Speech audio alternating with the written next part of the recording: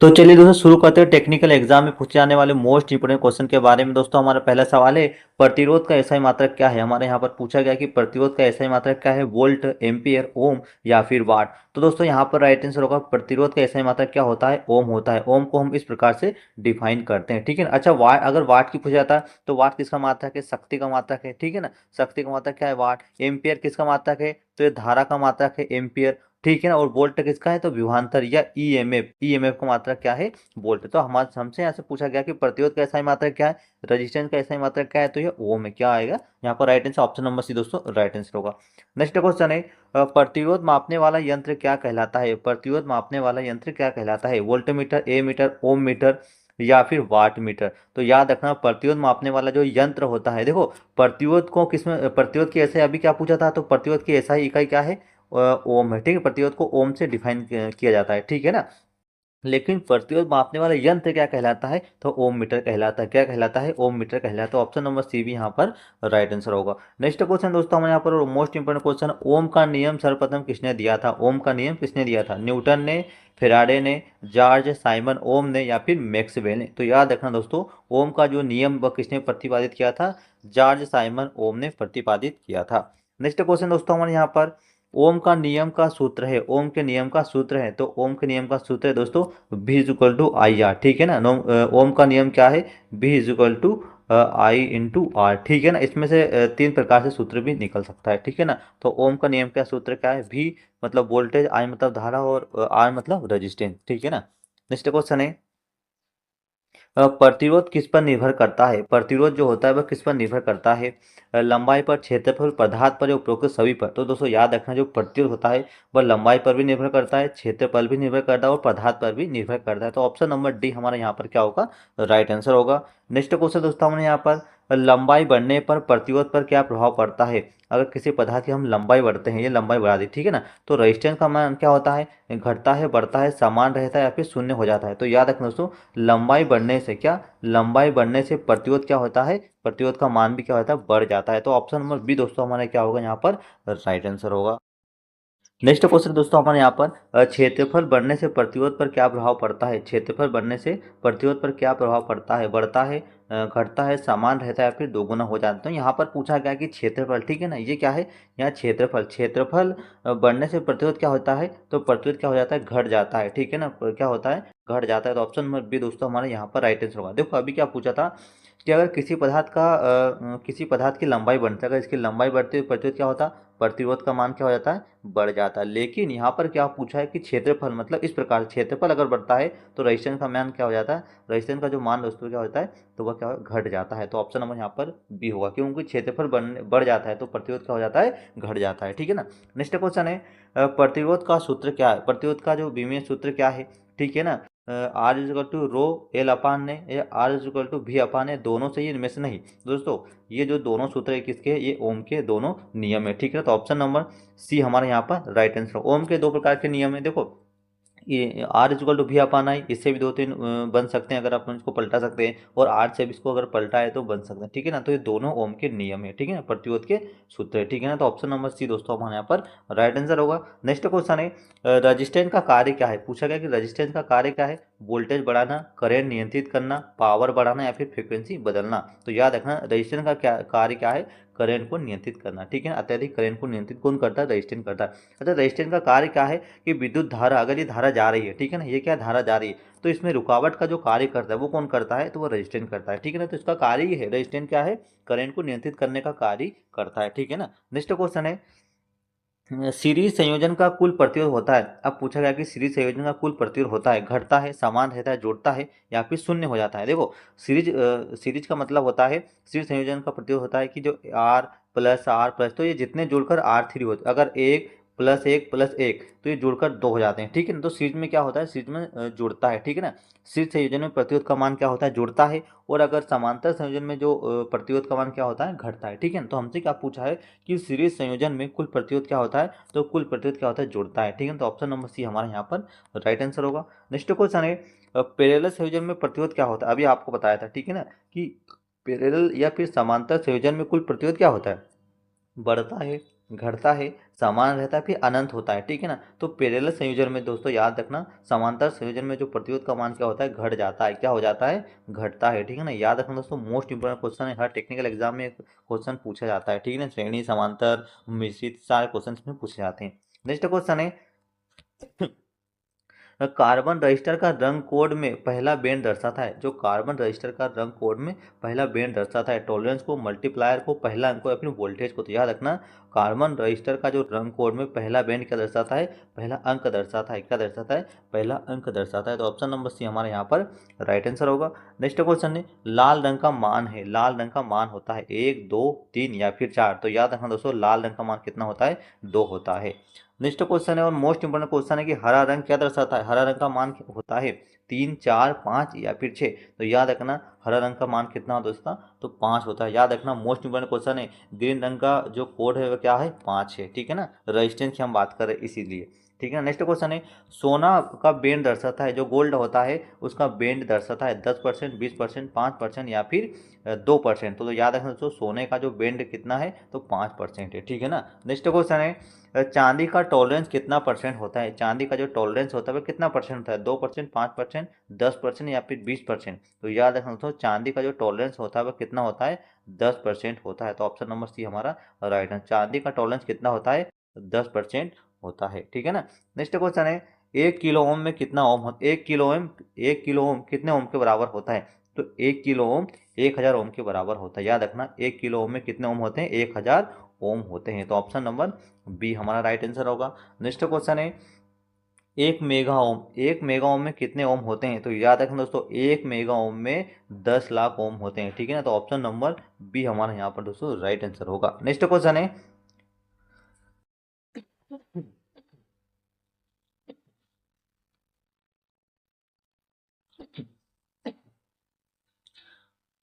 Next question है प्रतिरोध की इकाई का नाम पढ़ा है। प्रतिरोध की इकाई का नाम पढ़ा है, फेराडे से, न्यूटन से, ओम से या फिर टेस्ला से। तो याद रखना दोस्तों, प्रतिरोध की इकाई का जो नाम पढ़ा है वो ओम से पढ़ा है। किससे पढ़ा है, ओम से पढ़ा है, ठीक है ना। नेक्स्ट क्वेश्चन है पावर का सूत्र क्या है, शक्ति का सूत्र क्या है। 4 ऑप्शन में आपको राइट आंसर बताना दोस्तों कि पावर का सूत्र क्या है। तो याद रखना, पावर का सूत्र क्या है, P is equal to V into I, ठीक है ना। तो ऑप्शन नंबर ए हमारे यहाँ पर राइट आंसर होगा। Power is equal to V into I, ठीक है ना। तो पावर शक्ति, बी वोल्टेज और आई क्या है, करेंट, ठीक है ना। तो P is equal to V into I किसका सूत्र है, शक्ति का सूत्र है, ठीक है ना। नेक्स्ट क्वेश्चन है यदि वोल्टेज का मान 10 वोल्ट और धारा का मात्र 2 है तो प्रतिरोध का मान कितना, तो R is equal to V upon I. ये किसका सूत्र है, प्रतिरोध का सूत्र है। तो V कितना है हमारे पास, 10 है, ठीक है ना। धारा कितनी है, 2 है, 2 पंजे 10, ठीक है ना। तो यहाँ पर राइट आंसर होगा हमारा 5 एम्पियर, ठीक है ना। इस प्रकार सूत्र से हम प्रतिरोध का मान निकाल सकते हैं, ठीक है ना। नेक्स्ट क्वेश्चन है 5 ओम और 10 ओम को सीरीज में जोड़ने पर कुल प्रतिरोध कितना होगा। अब सीरीज में पूछा है तो जुड़ जाएगा। तो 5 ओम प्लस 10 ओम मिलकर कितने ओम बनते हैं, 15 ओम, ठीक है ना, जुड़ जाते हैं, ठीक है ना। अगर हम सीरीज में अगर प्रतिरोध को जोड़ते हैं तो उनका मान आपस में जुड़ जाता है। तो 5 ओम पूछा और 10 ओम को सीरीज में जोड़ने पर कुल प्रतिरोध कितना होगा, तो 15 होगा, ठीक है। तो ऑप्शन नंबर सी हमारा राइट आंसर होगा। नेक्स्ट क्वेश्चन है 6 ओम और 3 ओम को पैरेलल में जोड़ने पर, अब पूछा गया कि समांतर में जोड़ने पर कुल प्रतिरोध का मान कितना होगा। तो देखो, समांतर में जोड़ने पर 6 × 3 और 6 और 3 कितना, 9, ठीक है ना। तो 3 3 9 और 3 दूनू 6, ठीक है ना। तो आंसर कितना होगा, 2, ठीक है ना। तो यहाँ पर पैरेलल में जोड़ने पर इनका मान कितना होगा, 2। तो ऑप्शन नंबर बी हमारा राइट आंसर होगा। नेक्स्ट क्वेश्चन है उच्च प्रतिरोध मापने के लिए उपयोग क्यों होता है। उच्च प्रतिरोध मापने के लिए किस यंत्र का प्रयोग किया जाता है, एमीटर, मेगर, वोल्टमीटर या फिर गैल्वेनोमीटर, ठीक है ना। तो क्या राइट आंसर होगा दोस्तों, यहाँ पर उच्च प्रतिरोध मापने के लिए हम मेगर का प्रयोग करते हैं। किसका करते हैं, मेगर का प्रयोग करते हैं। नेक्स्ट क्वेश्चन है रजिस्टिविटी की इकाई क्या है। पूछा गया कि रजिस्टिविटी की इकाई क्या है, ओम, ओम मीटर, मीटर या फिर वोल्ट। तो याद रखना दोस्तों, रजिस्टिविटी की जो इकाई है वो ओम मीटर है। क्या है, ओम मीटर है। किसकी इकाई है, रजिस्टिविटी की, ठीक है ना। नेक्स्ट क्वेश्चन है तापमान बढ़ने पर धातु का प्रतिरोध होता है। तापमान बढ़ने पर धातु का प्रतिरोध घटता है, बढ़ता है, समान रहता है, फिर शून्य हो जाता है। तो याद रखना दोस्तों, तापमान बढ़ने पर धातु का जो प्रतिरोध क्या होता है, बढ़ जाता है। अगर टेम्परेचर बढ़ा, ठीक है ना, टेम्परेचर अगर बढ़ा तो प्रतिरोध का मान क्या हो जाता है, तो प्रतिरोध का मान भी बढ़ जाता है। ठीक है, तो ऑप्शन नंबर बी दोस्तों हमारे यहाँ पर राइट आंसर होगा। नेक्स्ट क्वेश्चन है, सुपर कंडक्टर में प्रतिरोध होता है, सुपर कंडक्टर में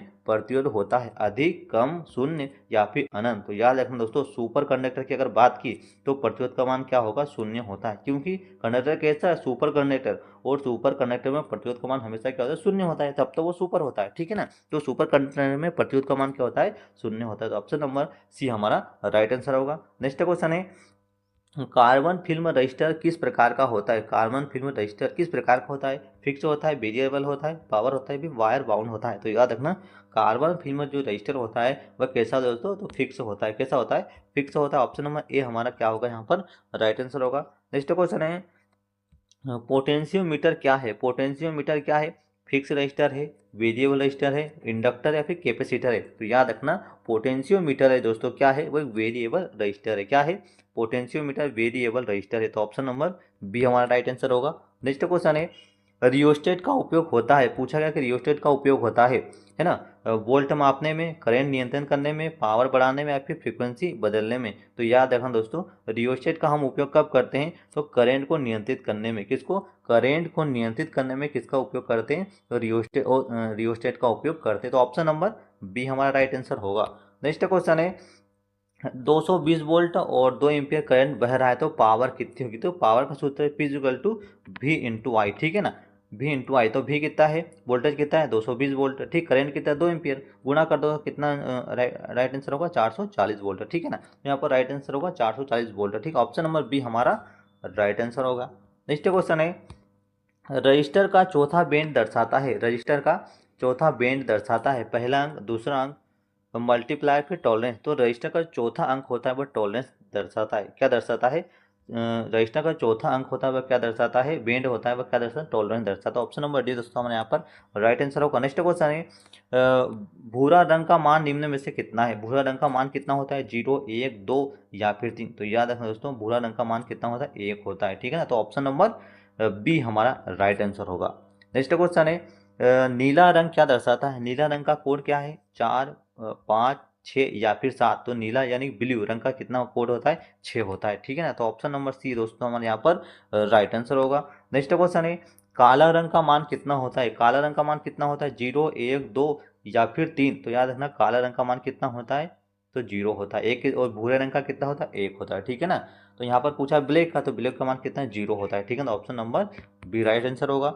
नेक्स्ट क्वेश्चन है, यदि प्रतिरोध आधा कर दिया जाए तो करंट क्या होगा। ठीक है ना, अगर प्रतिरोध देखो, प्रतिरोध आधा आधा कर दिया, V is equal to I into R. ठीक है ना, अब प्रतिरोध को अगर आधा कर दिया जाए, ठीक है ना, प्रतिरोध को अगर एक आधा कर 1/2, तो करंट क्या होगा। ठीक है ना, तो करंट कितना होगा, तो करंट 2 गुना हो जाएगा। ठीक है ना, तो यहाँ पर right answer option number B right होगा। नेक्स्ट क्वेश्चन है, ओम का नियम लागू नहीं होता है, मोस्ट इंपोर्टेंट पूछा गया कि ओम का नियम किस पर लागू नहीं होता है, धातु पर, सेमीकंडक्टर पर, सुपर कंडक्टर पर या फिर शुद्ध प्रतिरोध पर। तो याद रखना, ओम का नियम जो होता है वह सेमीकंडक्टर पर लागू नहीं होता है। किस पर लागू नहीं होता है, तो सेमीकंडक्टर पर लागू नहीं होता है ओम का नियम। मोस्ट इंपोर्टेंट क्वेश्चन है दोस्तों, याद रखना। नेक्स्ट क्वेश्चन है, पैरेलल सर्किट में वोल्टेज होता है, पैरेलल सर्किट में वोल्टेज का मान होता है अलग अलग, समान, शून्य या फिर दोगुना। तो पैरेलल सर्किट में वोल्टेज का मान क्या होता है, समान होता है। तो ऑप्शन नंबर बी हमारा राइट आंसर होगा। नेक्स्ट क्वेश्चन पूछा गया है कि सीरीज सर्किट में करंट का मान क्या होता है, सीरीज सर्किट में करंट का मान क्या होता है, अलग अलग, शून्य, दोगुना या फिर समान।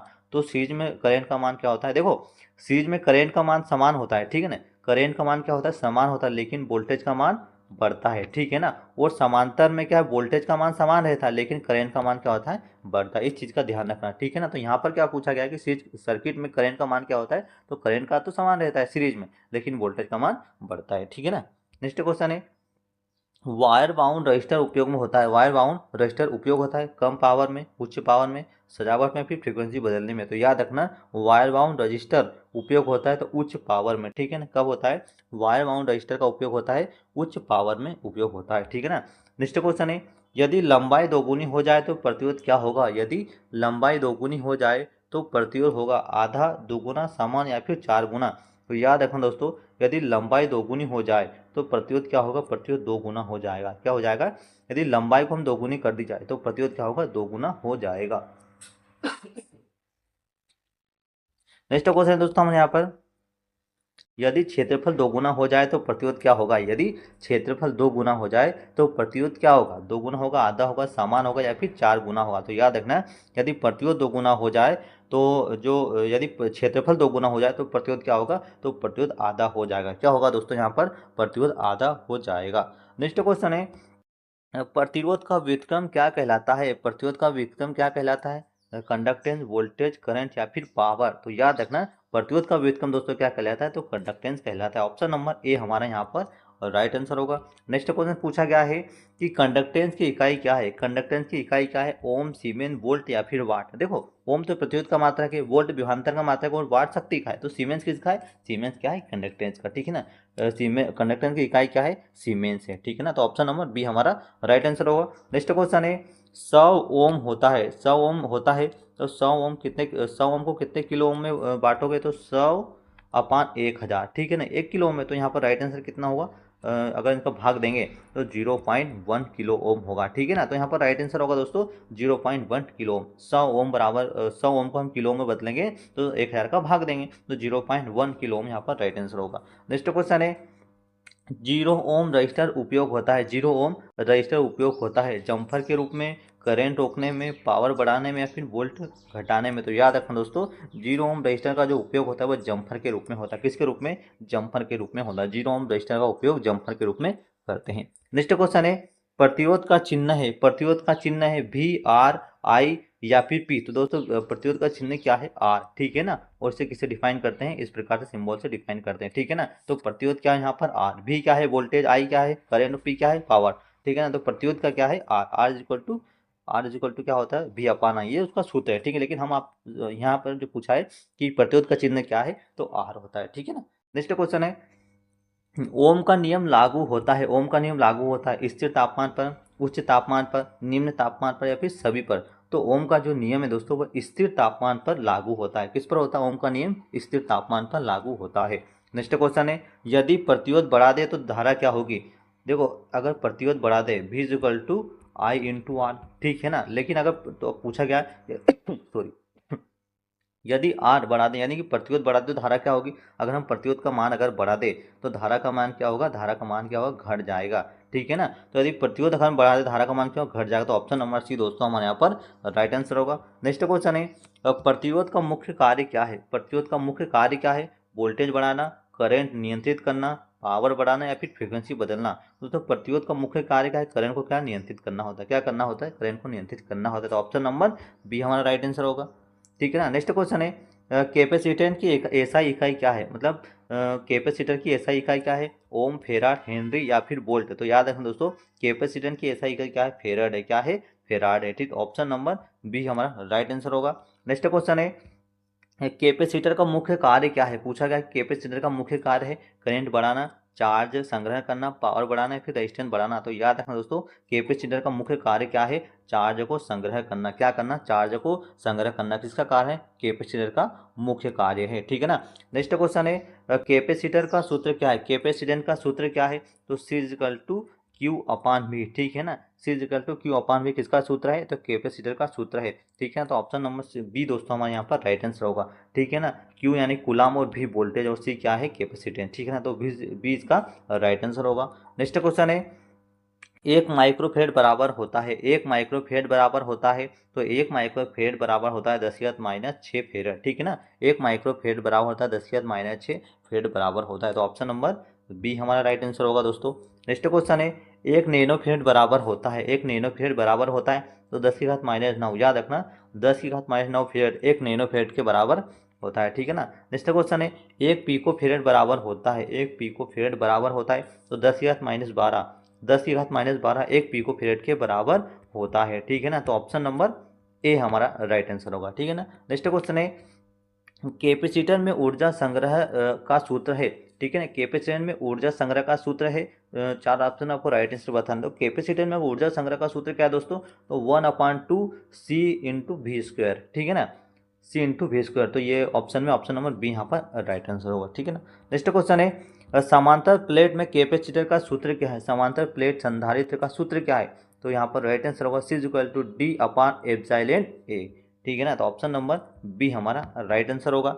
नेक्स्ट क्वेश्चन है, यदि प्लेटों का क्षेत्रफल बढ़ा दें, यदि प्लेटों का हम क्षेत्रफल अगर बढ़ा दें, ठीक है ना, प्लेटों का क्षेत्रफल बढ़ा दो, कैपेसिटेंस का मान क्या होगा, घटेगा, बढ़ेगा, समान रहेगा या फिर शून्य रहेगा। तो याद रखना, यदि क्षेत्रफल हम बढ़ाते हैं, क्षेत्रफल अगर हम बढ़ाते हैं तो जो कैपेसिटेंस का मान क्या होगा, बढ़ता है, क्या होता है, बढ़ता है। तो यहाँ पर ऑप्शन नंबर बी हमारा राइट आंसर होगा। नेक्स्ट क्वेश्चन है, प्लेटों की दूरी बढ़ाने पर कैपेसिटेंस का मान क्या होगा। अब प्लेटों की दूरी हम बढ़ा रहे हैं, ठीक है ना, प्लेटों की दूरी हम बढ़ा रहे हैं इस प्रकार से, ठीक है ना। तो बढ़ेगा, घटेगा, समान रहेगा, फिर दोगुना। अगर हम प्लेटों की दूरी बढ़ाते हैं तो कैपेसिटेंस का जो मान होता है वो क्या होता है, घट जाता है, ठीक है ना, क्या होता है, घट जाता है। ठीक, option number B right answer होगा, घटेगा। अगर प्लेटों की क्षेत्रफल हम अगर बढ़ाते हैं तो क्या होगा, वहाँ पर बढ़ेगा। लेकिन यहाँ पर क्या पूछा, प्लेटों की दूरी अगर हम बढ़ाते हैं, किसकी, प्लेटों की दूरी बढ़ाते हैं तो घटेगा, और क्षेत्रफल बढ़ाते हैं तो क्या होगा, बढ़ेगा, ठीक है ना। तो ये बात का ध्यान रखना। नेक्स्ट क्वेश्चन है, सीरीज संयोजन में कुल कैपेसिटर होता है, बढ़ती है, घटती है, समान रहती है, फिर अनंत रहती है।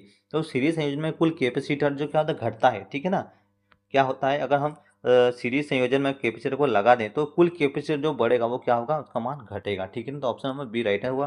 नेक्स्ट क्वेश्चन है, पैरेलल संयोजन में कुल कैपेसिटर का मान क्या होता है, पैरेलल में, ठीक है ना, पैरेलल संयोजन में कैपेसिटर का मान क्या होता है, घटती है, बढ़ती है, समान रहती है, फिर शून्य होती है। तो याद रखना, बढ़ती है, ठीक है ना। कैपेसिटर को इस प्रकार से डिफाइन करते हैं, ये क्या है, ये कैपेसिटर का सिंबल है, ठीक है ना, ये कैपेसिटर का सिंबल है। लेकिन यहाँ का हमसे पूछा है कि पैरेलल संयोजन में कुल कैपेसिटर कितना होता है, बढ़ता है, घटता, समान रहता है। तो देखो, कैपेसिटर सीरीज में जो कुल कैपेसिटर घटता है और कैपेसिटर को समांतर में जोड़ने पर कुल कैपेसिटर क्या है, बढ़ता है, ठीक है, इस चीज का ध्यान रखना। नेक्स्ट क्वेश्चन है, 10 माइक्रोफेड और 20 माइक्रोफेड पैरेलल में कैपेसिटेंस का मान क्या होगा। एक 10 माइक्रोफेड है, एक 20 माइक्रोफेड। अब पैरेलल में जोड़ना है, किसमें, पैरेलल में। तो पैरेलल में क्या, कैपेसिटेंस का मान जुड़ता है और सीरीज में क्या है, गुणा होता है, ठीक है ना। तो पैरेलल में अगर कैपेसिटेंस है तो दोनों मान जुड़ जाएंगे। तो 10 और 20 मिलकर क्या हो जाएंगे, 10 माइक्रोफेड प्लस 20 माइक्रोफेड, ठीक है ना, ये जुड़कर क्या 30 माइक्रोफेड बन जाता है। तो ऑप्शन नंबर सी हमारा राइट आंसर होगा, ठीक है ना। क्योंकि पैरेलल में यानी कि समांतर में कैपेसिटेंस का मान कितना होगा, और दो ऑप्शन दिए गए यहाँ पर, ठीक है ना, एक 10 माइक्रोफेड और 20 माइक्रोफेड, ठीक है ना। तो 10 और 20 जुड़ के क्या हो जाएंगे, 30 हो जाएंगे। तो 30 माइक्रोफेड हमारा राइट आंसर हो जाएगा। नेक्स्ट क्वेश्चन है, 10 माइक्रोफेड और 20 माइक्रोफेड और सीरीज में जोड़ना है, किस में जोड़ना है, सीरीज में जोड़ना है। तो यहाँ पर कितना होगा, यहाँ पर सीरीज में अगर जोड़े हैं तो 10 माइक्रोफेड और 20 माइक्रोफेड, ठीक है ना। तो यहाँ पर कितना हो जाएगा दोस्तों, 10 गुना 20 यानी कि 6.67 यहाँ पर माइक्रोफेड हो जाए। तो ऑप्शन नंबर बी हमारा यहाँ पर क्या होगा, राइट आंसर होगा। क्योंकि सीरीज में तो हमेशा कैपेसिटेंस का मान घटता है, तो राइट आंसर होगा 6.67 होगा, ठीक है ना। नेक्स्ट क्वेश्चन है, डाई इलेक्ट्रिक का कार्य क्या है, डाई इलेक्ट्रिक का कार्य क्या है, रेजिस्टेंस बढ़ाना, कैपेसिटेंस बढ़ाना, करंट रोकना या पावर घटाना। तो याद रखना दोस्तों, डाई इलेक्ट्रिक का जो कार्य होता है वो कैपेसिटेंस को क्या होता है, बढ़ाना होता है। डाई इलेक्ट्रिक क्या करता है, कैपेसिटेंस का जो मान होता है वो बढ़ाता है, ठीक है ना। तो ऑप्शन नंबर बी हमारा राइट आंसर होगा।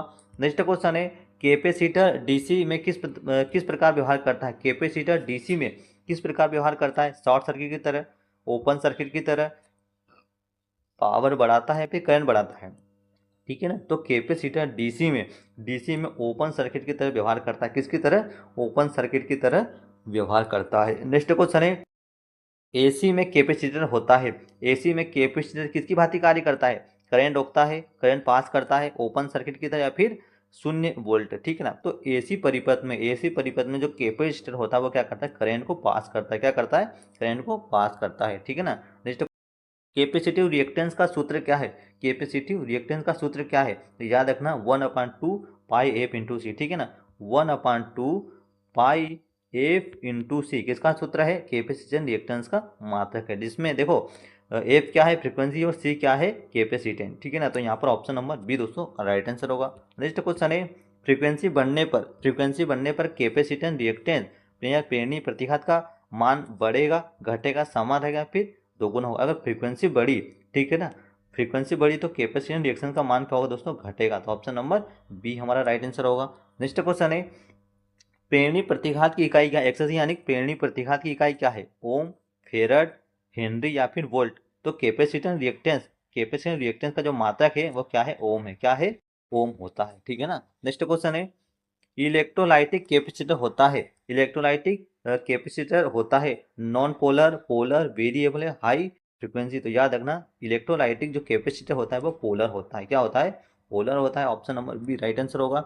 नेक्स्ट क्वेश्चन है, कैपेसिटर की वोल्टेज रेटिंग दर्शाती है। करंट सीमा, अधिकतम सुरक्षित वोल्टेज, पावर या रेजिस्टेंस। तो कैपेसिटर की जो वोल्टेज रेटिंग होती है वो अधिकतम सुरक्षित वोल्टेज को दर्शाती है। क्या दर्शाती है? अधिकतम सुरक्षित वोल्टेज को दर्शाती है। नेक्स्ट क्वेश्चन है, आरसी टाइम कांस्टेंट होता है। आरसी का जो टाइम कांस्टेंट होता है वह क्या होता है? तो वह आरसी होता है। क्या होता है? आरसी होता है, जिसका मात्रक क्या है? सेकंड होता है। क्या मात्रक क्या होता है? सेकंड होता है। ठीक है ना।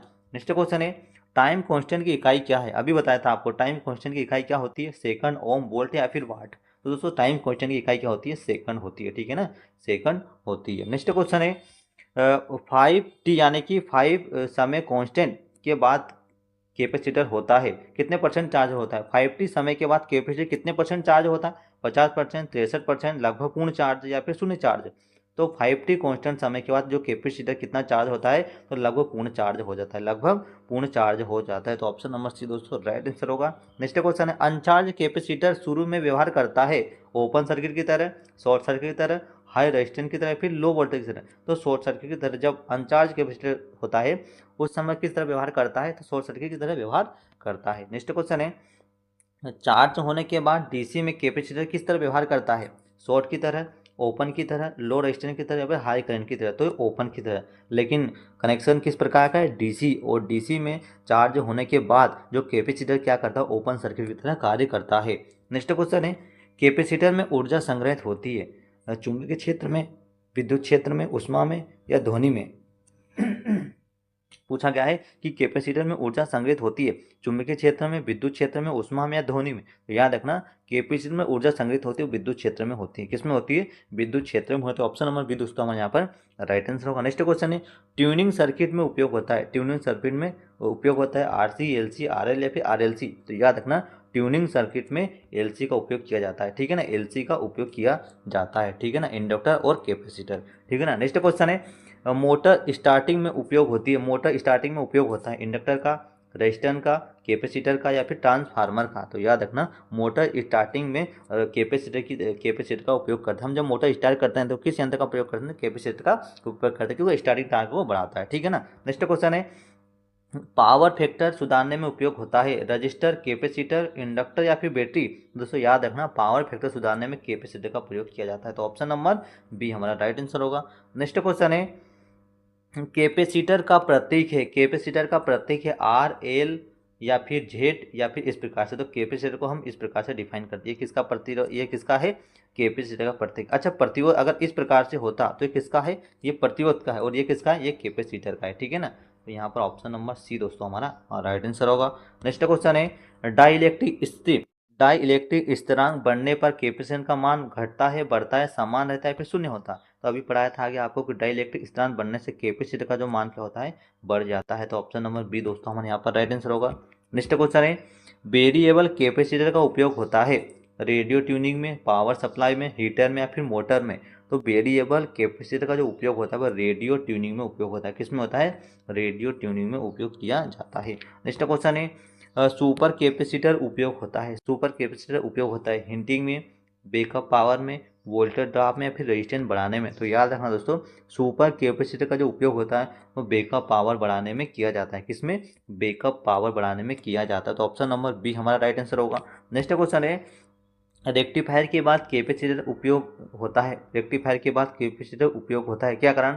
एम्पलीफिकेशन में, फिल्टरिंग में, रेजिस्टेंस में या फिर इंडक्टेंस में। तो याद रखना, रेक्टिफायर के बाद अगर कैपेसिटर का उपयोग हम करते हैं तो वो फिल्टरिंग की क्रिया में करते हैं। तो वो क्या कहलाता है? वो फिल्टरिंग कहलाता है। नेक्स्ट क्वेश्चन है, बाईपास कैपेसिटर उपयोग होता है। बाईपास कैपेसिटर उपयोग होता है नॉइज हटाने में, पावर बढ़ाने में, करंट रोकने में, हीटिंग में। तो याद रखना, बाईपास कैपेसिटर का उपयोग नॉइज हटाने में, किसमें? नॉइज हटाने में करते हैं। तो ऑप्शन नंबर ए हमारा राइट आंसर होगा। नेक्स्ट क्वेश्चन है, कपलिंग कैपेसिटर का उपयोग किया जाता है। कपलिंग कैपेसिटर का उपयोग किया जाता है डीसी पास में, एसी पास में, वोल्टेज घटाने में, पावर घटाने।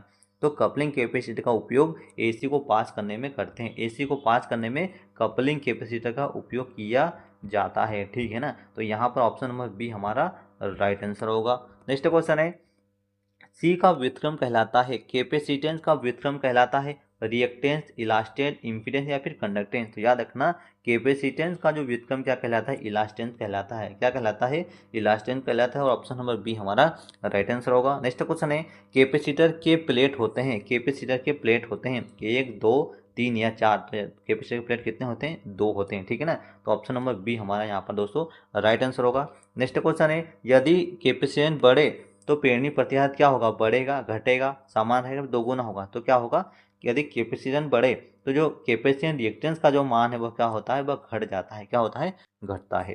नेक्स्ट क्वेश्चन है, कैपेसिटेंस रिएक्टेंस में एफ होता है, ठीक है ना। एक कैपेसिटेंस का सूत्र है, उसमें एफ क्या है, तो एफ क्या है, फ्रीक्वेंसी होता है, ठीक है ना। तो यहाँ पर ऑप्शन नंबर सी है, राइट आंसर होगा। नेक्स्ट क्वेश्चन है, कैपेसिटर का उपयोग टाइमर में होता है, हाँ, नहीं, कभी नहीं या फिर अनिश्चित। तो कैपेसिटर का उपयोग टाइमर में होता है, तो हाँ होता है। तो option number A right answer होगा। नेक्स्ट क्वेश्चन है, कैपेसिटर का चार्ज क्यू होता है, Q equal to C into V. ये सूत्र है किसका, क्यू का, Q equal to C into V, ठीक है ना। तो ऑप्शन में कहाँ पर ये सूत्र है, तो Q equal to C V, यानी ऑप्शन नंबर ए हमारे यहाँ पर राइट आंसर होगा। नेक्स्ट क्वेश्चन है, यदि वोल्टेज दोगुना हो तो क्यू क्या होगा, ठीक है ना। यदि वोल्टेज अगर दोगुना है तो आवेश का मात्रा क्या होगा, तो आवेश का मात्रा क्या, Q equal to C into V, ठीक है ना। अब वोल्टेज अगर दोगुना है, ठीक है ना, इसको अगर वोल्टेज को दोगुना करते हैं तो यहाँ भी दोगुना होगा, ठीक है ना। तो यदि वोल्टेज को दोगुना करते हैं क्यू का मान भी दोगुना हो जाता है। ऑप्शन नंबर सी हमारा राइट आंसर होगा। नेक्स्ट क्वेश्चन है, हाई वोल्टेज में आवश्यक होता है, हाई वोल्टेज में आवश्यक होता है लो रेटिंग, सही वोल्टेज रेटिंग, लो कैपेसिटेंस, फिर हाई करंट। तो हाई वोल्टेज में आवश्यक है सही वोल्टेज रेटिंग। क्या है, सही voltage rating. Option number B हमारा राइट आंसर होगा। नेक्स्ट क्वेश्चन है, कैपेसिटर डिस्चार्ज होता है, कैपेसिटर डिस्चार्ज होता है वायर से, रजिस्टर से, बैटरी से या फिर इंडक्टर से। तो याद रखना कैपेसिटर डिस्चार्ज होता है रजिस्टर से, ठीक है ना। कैपेसिटर डिस्चार्ज किससे होता है, रजिस्टर से डिस्चार्ज होता है, ठीक है ना। नेक्स्ट क्वेश्चन है, कैपेसिटर एसी में फेज अंतर होता है, कैपेसिटर एसी में फेज अंतर होता है, ठीक है ना। तो कैपेसिटर में क्या होता है दोस्तों, करंट क्या होती है, आगे होती है। कैपेसिटर में करंट आते आगे होती है और वोल्टेज क्या होता है, पीछे होता है, ठीक है ना। तो यहाँ पर क्या है, लीडिंग। ये क्या है, कैपेसिटर क्या होता है, लीडिंग होता है, ठीक है ना। याद रखना कैपेसिटर में क्या होता है, धारा आगे होती है, वोल्टेज पीछे होता है, और इस जो क्रिया होती है इसे क्या, लीडिंग कहते हैं, ठीक है ना। तो करंट आगे होती है, ठीक है ना। नेक्स्ट क्वेश्चन है, कैपेसिटर की खराबी पता चलती है, नॉइज बढ़ सकता है, वोल्ट बढ़ता है, करंट रुकता है या फिर कुछ नहीं। तो कैपेसिटर की खराबी से जो नॉइज होता है वो क्या होता है, बढ़ जाता है। क्या होता है, नॉइज बढ़ जाता है। तो option number A right answer होगा। नेक्स्ट क्वेश्चन है, कैपेसिटर का मुख्य कार्य क्या है, कैपेसिटर का मुख्य कार्य क्या है, रेजिस्टेंस बढ़ाना, चार्ज स्टोर करना, इंडक्शन या फिर करंट रोकना। तो चार्ज स्टोर करना, ठीक है ना। कैपेसिटर का कार्य क्या है दोस्तों, चार्ज को स्टोर करना, ठीक है ना। कैपेसिटर को इस प्रकार से हम दर्शाते हैं, ठीक है ना। इसका कार्य क्या है, चार्ज स्टोर करना होता है।